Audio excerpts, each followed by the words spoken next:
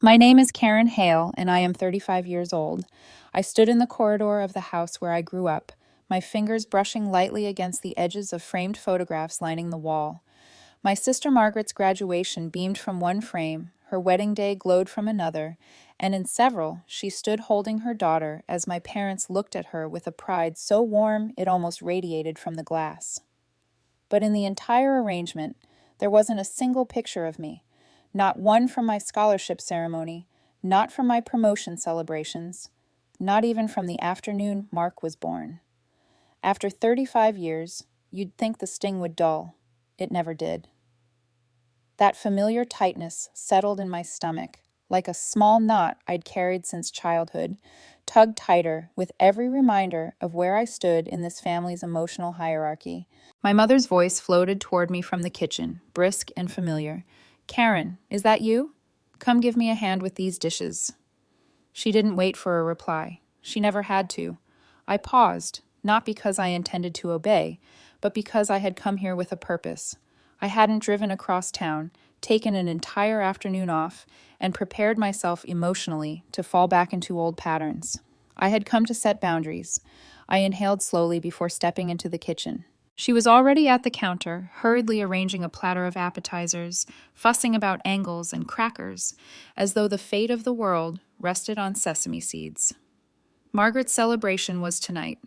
My sister had just been promoted to department manager at a local bank, a job she'd secured through our father's connections. My mother spoke with the kind of excitement she never once used for my achievements. "Can you finish these while I go get ready?" She didn't even look at me, wiping her hands on a towel as she rushed out, muttering, "Your father picked up the wrong crackers. Margaret prefers sesame, not plain." I simply nodded and stepped into her place at the counter, arranging crackers with mechanical precision. As I worked, my phone buzzed. A message from Sharon, my former sister-in-law. "Did you tell them yet?" I stared at it for a long second. I hadn't. Not yet. How do you tell your parents, the people who raised you, fed you, taught you to walk, that you are cutting them off financially after years of shouldering the weight of their lives? How do you tell them they pushed too far, used too much, took and took until there was nothing left of you but the obedient silence they expected? The front door opened, followed by my father's heavy footsteps. "Karen," he greeted me without warmth or intention, barely glancing my way. "Where's your mother? Margaret will be here in an hour." My chest tightened, the same familiar pressure from childhood. "She's getting ready," I answered. He nodded once and walked into the living room, unaffected, uninterested. I returned to arranging the crackers, each click of the brittle biscuits tapping faintly against the ceramic plate. My mind drifted backward, unspooling memory after memory. The countless evenings I spent in this very kitchen as a teenager, cooking dinner while Margaret was chauffeured to her dance classes. My acceptance to UCLA on a full scholarship, dismissed by my father as impractical because who will assist your mother with the house? My mother's pride when Margaret earned a mediocre grade on a biology quiz, pride she'd never offered when I graduated with honors. The day I brought home my first promotion, eager, hopeful, met only with a distracted nod because Margaret had just learned a new yoga pose and my parents found that far more interesting. When my son Mark was born, my parents stayed for 16 minutes, 16, before rushing to attend one of Margaret's outings. They held him awkwardly, commented that he looked like Justin, and left. But Justin's parents, Sharon and Brian, stayed. They took turns holding Mark so I could sleep. They stocked my fridge. They cleaned my kitchen. They loved him. They loved me. My own parents barely noticed. The cutting ache of those memories sharpened when I thought of the night Justin left me for a coworker 3 years ago. I remembered sitting on the floor in our empty bedroom, staring at the text message that ended my marriage. When I called my parents, desperate and shaking, the first thing my mother asked wasn't, "Are you all right?" It was, "What did you do wrong?" Had I focused too much on my job? Had I neglected Justin? Had I brought this on myself? Meanwhile, Sharon and Brian drove across town at midnight, let themselves into my apartment with the spare key, and held me as I cried. They picked up Mark the next morning. They kept him the entire weekend. They loved us without hesitation. Then, 6 months ago, my parents suddenly changed. Weekly calls, invitations to Sunday dinners, offers to babysit, concern about Mark. At first, I was stunned, hopeful even. Maybe they had finally realized what they'd missed all these years. Maybe they had finally recognized their grandson. Maybe they'd finally seen me. But when Margaret's promotion announcement came, it all clicked into place. Their sudden interest in me and Mark had never been love. They needed money, and I was the one who paid for everything. The car loan, their insurance, their credit cards, the roof replacement, the property taxes, all the emergencies, all the extras, all the luxuries they had no means to afford otherwise. My mother returned to the kitchen wearing a blouse I recognized because I had paid for it. "Did you finish the appetizers? Margaret will be here any minute." Her tone implied that Margaret's arrival was a far more urgent event than any boundary I could possibly set. I inhaled, my pulse steadying. "We need to discuss something," I said. She froze, sensing something in my voice. Her bright expression dimmed into caution. "About what? Can this wait until after the event?" It couldn't. It wouldn't. I stood straighter, pressing my palms to the cool counter to ground myself. Her eyes searched my face, confused, lightly annoyed. "I'm stopping all financial contributions," I said. The words left my mouth like a quiet, controlled exhale. My mother's face drained of color. She stared at me, blinking rapidly as though trying to compute what she had just heard. "What financial contributions?" she asked, voice airy and falsely innocent, as if she had absolutely no idea what I was talking about.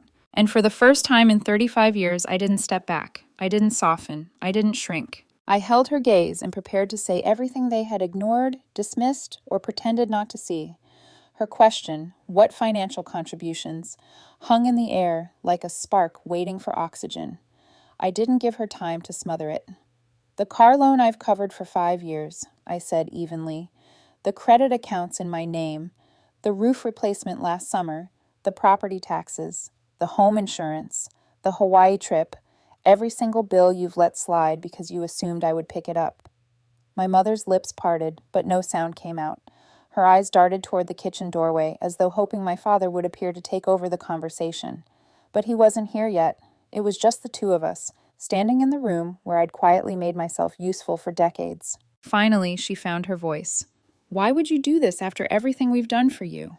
I let out a small, humorless laugh before I could stop myself. "Everything you've done for me? Like what? Raising you, feeding you, giving you a home." "The bare minimum," I said. My voice didn't rise. It didn't need to. It was the steadiness that startled her. She wasn't used to me speaking without apology. Before she could reply, my father stepped into the doorway, drawn by the tension. His brow furrowed. "What's going on?" My mother turned to him immediately, relief flashing across her face. "Karen says she's cutting us off financially, after everything we've done for her." His face darkened, as though I had insulted them, not simply told the truth. "Is this about that situation?" We already explained. The situation. That was what he called it. As if it had been a minor misunderstanding. As if I hadn't been lying in a hospital bed, barely conscious, terrified out of my mind because my son was alone. "It was about everything," I said, and the words flooded out of me, decades of disappointment, hurt, and realization finally breaking open. It's about Mark calling Sharon grandma because she treats him like one. It's about you two skipping his birthday to go on Margaret's vacation home trip. It's about me needing emergency surgery and you refusing to pick up your own grandson because Margaret had a dinner. My mother stiffened, eyes narrowing, but she didn't deny it. She knew. Appendicitis had hit me out of nowhere. One moment, I was finishing lunch at my desk. The next, I was curled over in agony. The pain was blinding, hot, merciless. I remember clutching my phone, dialing my parents first because they lived closest. My voice had trembled. "Mom, I need help. I'm going to the emergency room. Mark is still at after-school care. Can you get him?" She sounded annoyed, as though I had inconvenienced her. "We're at Margaret's promotion dinner. Can't his father get him?" Justin was in Seattle that week with his new wife, something I'd barely been able to articulate through the pain. Her reply was sharp. "We can't leave now. You know how much this means to Margaret." Then, the final blow. "He's just so much work sometimes. A burden."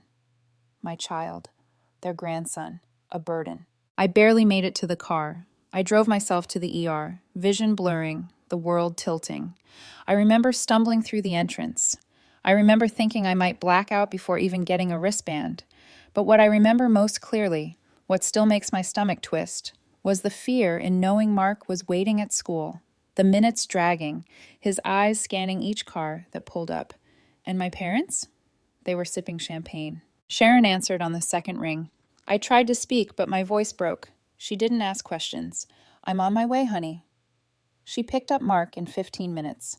She stayed overnight at the hospital, rearranging chairs into a makeshift bed so he could sleep near me. She called Brian, who brought snacks and a blanket.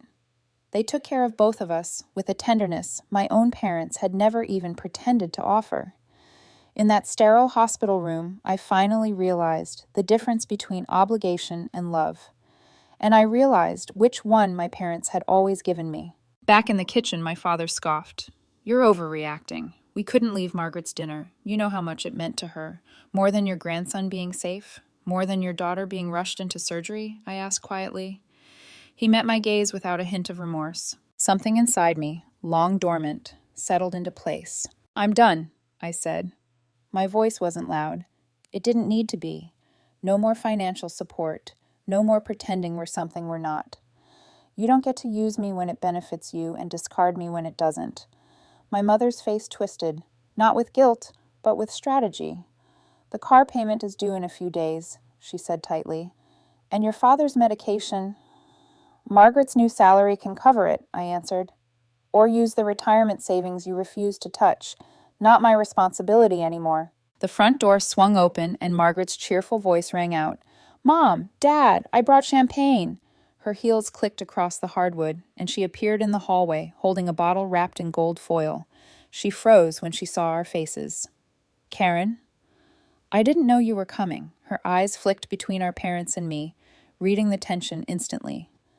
I offered her a small, sincere smile, the only honest gesture I felt capable of. Congratulations on the promotion. She blinked, surprised by the sincerity. Thanks.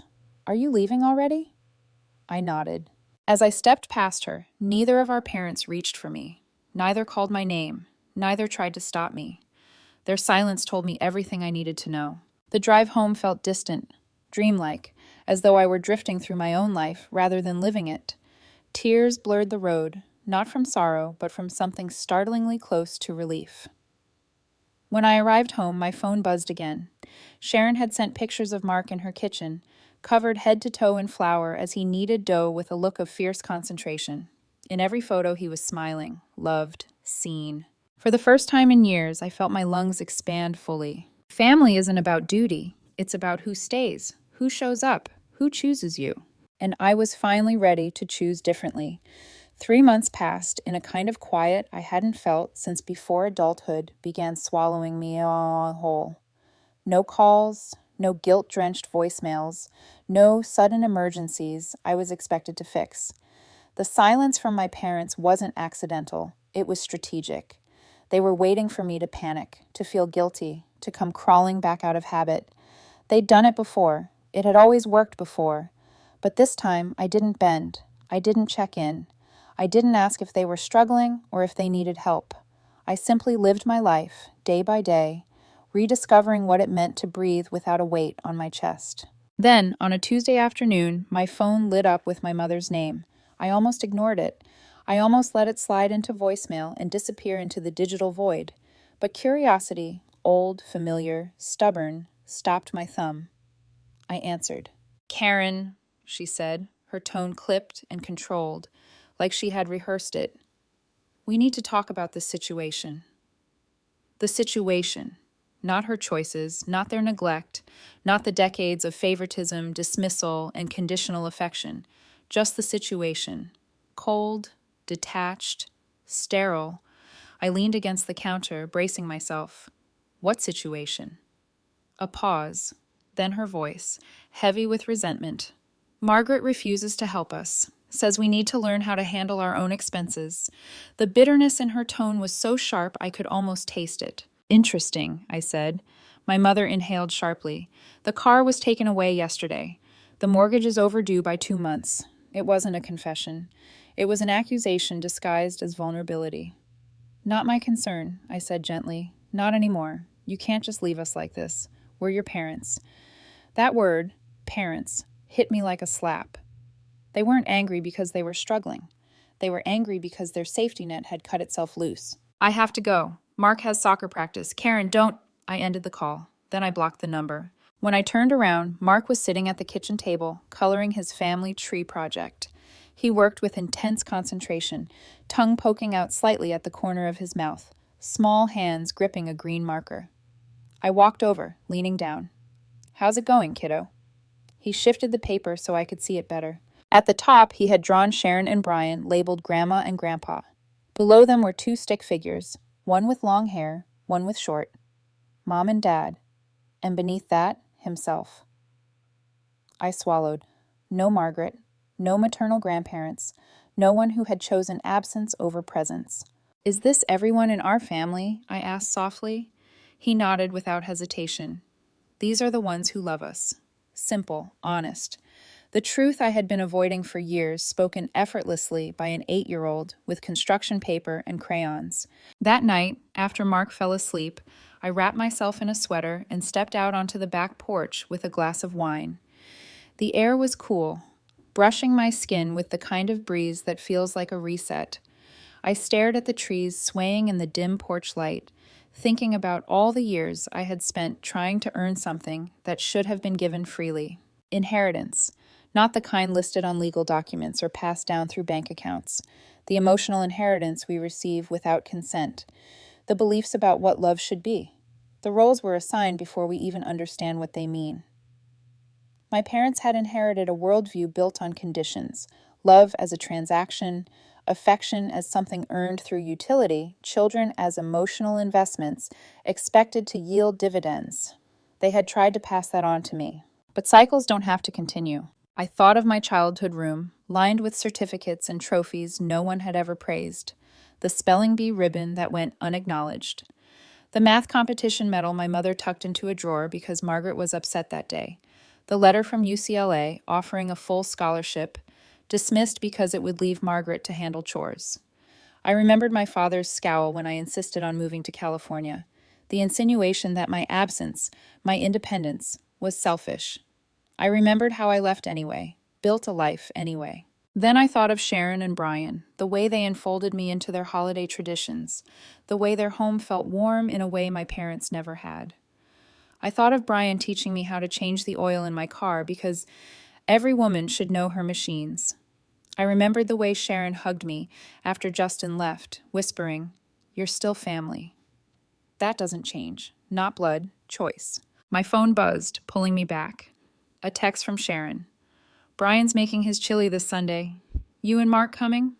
A slow smile crept across my face. "Wouldn't miss it," I typed back. Choice. That was the word that settled into my bones that night.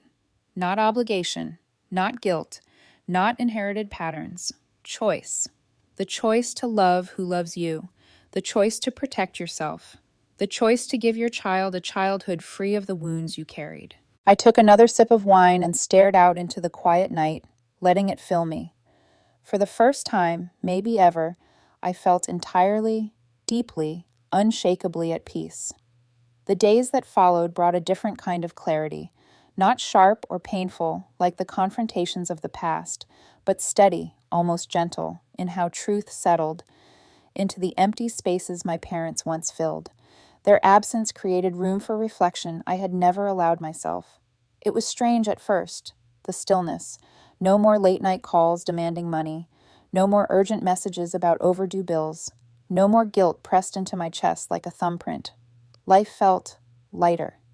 Not perfect, not peaceful every second, but breathable. I found myself remembering things I had pushed down for years. My wedding day, for instance. Justin had been radiant, confident, charming, everything my parents claimed to want in a son-in-law. And yet somehow they managed to complain about the venue being too small, the menu too overpriced, the music too modern. Margaret, standing beside me as my maid of honor, spent the ceremony glancing at her phone, bored. They left before the reception ended, citing one of Margaret's appointments early the next morning. I remembered watching them walk out, feeling a small, painful fracture bloom in my chest. In contrast, Sharon and Brian stayed until the very last candle flickered out. They helped fold the chairs, hugged me tight before leaving, and told Justin and me we had a beautiful start ahead. That night, Justin held my hands and whispered, "You deserve family like them." I'd believed him. I still did. Life proved him right when Mark was born. My parents stayed less than an hour, making observations about his resemblance to Justin before leaving abruptly because Margaret had plans. Sharon and Brian, though, my God, they were there through every sleepless night, every feeding, every diaper disaster. Sharon cooked meals for weeks. Brian installed safety latches, fixed a broken crib latch, checked the smoke alarms. I hadn't realized until much later how deeply their presence had shaped mine. Then came the night everything changed. Justin's text message, 3 lines ending our marriage.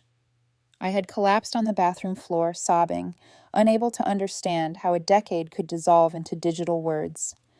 When I called my parents, desperate for comfort, my mother responded with a chilling coldness. Men don't appreciate women who prioritize their careers.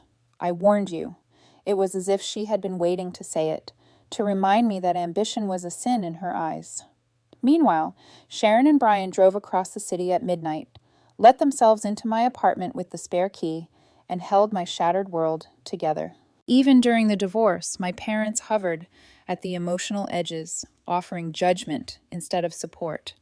Justin fought for assets but not custody. Sharon cried when he admitted he wasn't ready for the responsibility of fatherhood, but promised me I'd never be alone. They stepped into every gap he left. They never once asked me to explain myself. They just loved us. My parents didn't see that, or maybe they did, and it simply wasn't enough to shift their priorities. When the legal fees mounted and I became a single mother balancing work, court, and a little boy who needed everything, I finally asked them for temporary help. My father wrote a small check, slid it across the table as if it were a favor he would later hold against me, and told me not to rely on them. Weeks later, when their own car broke down, they called me immediately, expecting, without shame, that I cover the whole repair. One time turned into dozens, but I kept giving. Some small, foolish part of me still hoped that if I helped enough, paid enough, supported enough, they might finally see me. It wasn't until the night in the ER, when I lay on a hospital bed alone and in agony, listening to my mother say, "He's such a burden sometimes," that something inside me fractured beyond repair. I saw the truth clearly. Nothing I gave would ever make them love me the way they loved Margaret. I simply wasn't their miracle. I was the placeholder, the afterthought, the reliable backup plan. 1 week after I cut support for good, my phone rang with a name I didn't expect, Margaret. We barely spoke outside obligatory holidays and strained small talk. I hesitated, then answered. Her tone was sharp, almost hostile. "What did you say to Mom and Dad? They're spiraling." I leaned against the counter and closed my eyes. I told them the truth, that I'm done funding their lifestyle. Her breath caught, then silence. I continued before she could protest. "They still have you, their favorite. You can help them now." Another long pause. When Margaret finally spoke, her voice wasn't angry. It was tired. "They think you're being cruel, that you're getting revenge." I laughed softly, not in amusement, in exhaustion. "I'm not punishing anyone. I'm just finished pretending." More silence. Then, 2 simple words I did not expect. "Good for you." I froze. Margaret had never said something that honest to me. Her admission was small, but it cracked open a truth I'd ignored for years. Being the favored child came with its own invisible wounds. Maybe she had carried pressures I'd never seen. It didn't absolve her, but it reframed her, a little. Just enough to make me wonder whether we had both been trapped in roles our parents wrote long before we understood them. After we hung up, I sat for a long time at the kitchen table, the hum of the refrigerator, the only sound in the room. Months after cutting ties, I was finally beginning to understand that freedom wasn't simply removing financial obligations. It was releasing the desperate, unspoken hope that people incapable of loving you might someday learn how. Later that evening, Mark burst into the kitchen, waving his shoes in one hand. "Mom, Grandma Sharon says she's making spaghetti tonight. Can we go now?" His eyes sparkled with a kind of joy I hadn't seen when he spoke about my parents. There was no tension when I answered, "Of course, buddy." Go grab your jacket. As we drove across town, watching the sunset smear orange across the sky, I realized the truth that settled warm and steady inside me. Family isn't defined by blood or obligation or years of trying. Family is found in the people who show up, who stay, who care without keeping score. As Mark chattered happily in the back seat, I knew I had broken a cycle my parents never even saw themselves repeating. I was building something new, something real, something my son would inherit instead of the cold, painful patterns I once believed were normal. And for the first time in my life, I felt completely, solidly, profoundly enough. Sharon's house glowed softly in the evening light as we pulled into the driveway, the warm yellow bulbs in the windows casting a serenity I had never associated with my childhood home. Mark unbuckled himself the instant I parked, practically leaping out of the car with unfiltered excitement. I followed more slowly, taking in the sight of Sharon through the front window, stirring a pot on the stove while Brian set the table. It struck me, again, that this was what genuine family looked like. Quiet, consistent presence. No debt owed, no performance required. Inside, the smell of tomatoes, garlic, and basil wrapped around me like a familiar blanket. Sharon kissed my cheek. Brian hugged me with the same easy warmth he'd had since the day I met him, and Mark ran straight to the living room, where the old record player was set up. Someone had left on one of Brian's favorite jazz albums, and the music filled every corner of the house with a softness that felt earned. As I stood there, I couldn't help contrasting it to my own parents' home, always tense, every conversation threaded with expectation, every gesture weighed on a scale I never properly fit. Even during holidays, the air had always felt cold, like love was rationed, and I had never qualified for my full portion. Sharon ladled spaghetti into bowls, humming as she worked. "Sit, sweetheart," she said gently. "You look tired." I wasn't tired. I was simply unguarded for the first time all day. Maybe all week, maybe all decade. When I sat, she placed a bowl in front of me, her hand briefly resting over mine. "You're doing beautifully, you know. As a mother. As a woman." It startled me, how deeply I needed to hear it. My eyes prickled, an old ache rising, the kind that comes from being seen after years of invisibility. Dinner was loud in the best way. Mark talked endlessly about a project he was doing at school. Brian told a ridiculous story about a coworker who had accidentally stapled his tie to a report.